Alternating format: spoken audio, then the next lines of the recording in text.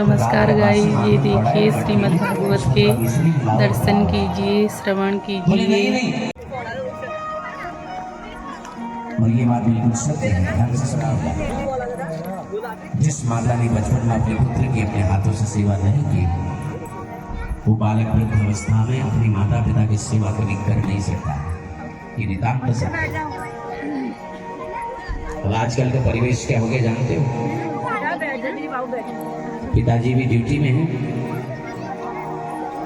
माताजी भी जॉब करती हैं और बच्चे को छोड़ दिया गया किसी आया के पास, किसी दास दासी के पास।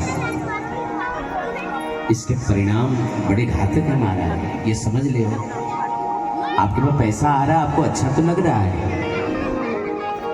लेकिन एक समय ऐसा आएगा जहां आपको लगेगा कि ये मेरे जीवन की सबसे बड़ी गलती है। ध्यान रखिए, धीरे धीरे बच्चे में प्रेम का अभाव हो जाता है, क्योंकि हमने उसे कभी समय ही नहीं दिया, हमने उसे कभी प्रेम ही नहीं दिया। अब वो थोड़ा बड़ा हुआ और आप रिटायर्ड हो गए, उसके बाद आप उसके साथ में रहते हो तो वो आपको फिर उसको अच्छा नहीं लगता है, उसको प्राइवेसी चाहिए।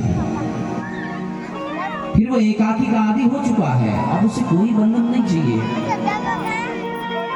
और फिर हम सोचते हैं कि ये हमारी सेवा करे, ये हमारी बात माने। कैसे? आपने की? जब आपने उसकी सेवा नहीं की तो वो कहां से आपकी सेवा करेगा? है ना? माँ को चाहिए बच्चे की सेवा स्वयं करे।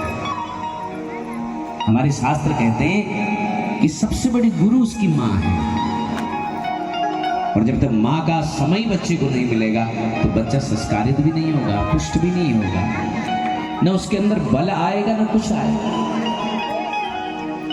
आजकल माताएं अपना दूध ही नहीं पिलाती बच्चे को, है ना? और बचपन से ही बोतल का दूध लगा दिया, फिर बोतल आदत पड़ जाए, ठोले पे बोतल मांगो, है ना? हाँ, आदत पड़ गई बोतल की बचपन से। तो इसलिए माँ को चाहिए कि अपना दूध पिला। पहले लोग कहते थे ना, अरे माँ का दूध पिया तो सामने आकर देख, यानी कि माँ के दूध में इतना बल है। तो इसलिए कन्हैया की सेवा मैया स्वयं करती, किसी दास दासी से नहीं कराती। सैकड़ों दास दासी हैं घर में, लेकिन अपने पुत्र की सेवा स्वयं करती है,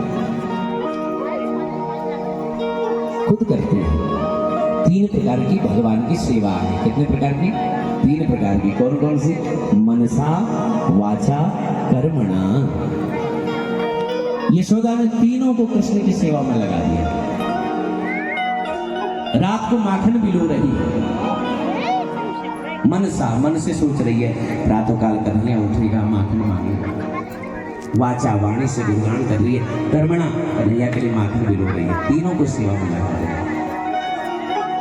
प्रातःकाल ब्रह्म मुहूर्त का समय, कन्हैया भी जाग गए, और जागे तो रात को मैया खूब काजल लगा देती है आंखों में कन्हैया के, खूब गाढ़ा गाढ़ा।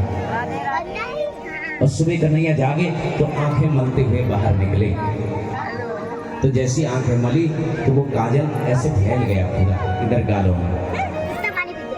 यशोदा ने जब कन्हैया को देखा तो सुखदेव जी की दृष्टि जब लगी तो सुखदेव जी कहते हैं ऐसा लगा कि मानो भगवान जगन्नाथ अवतरित होकर के आ गए।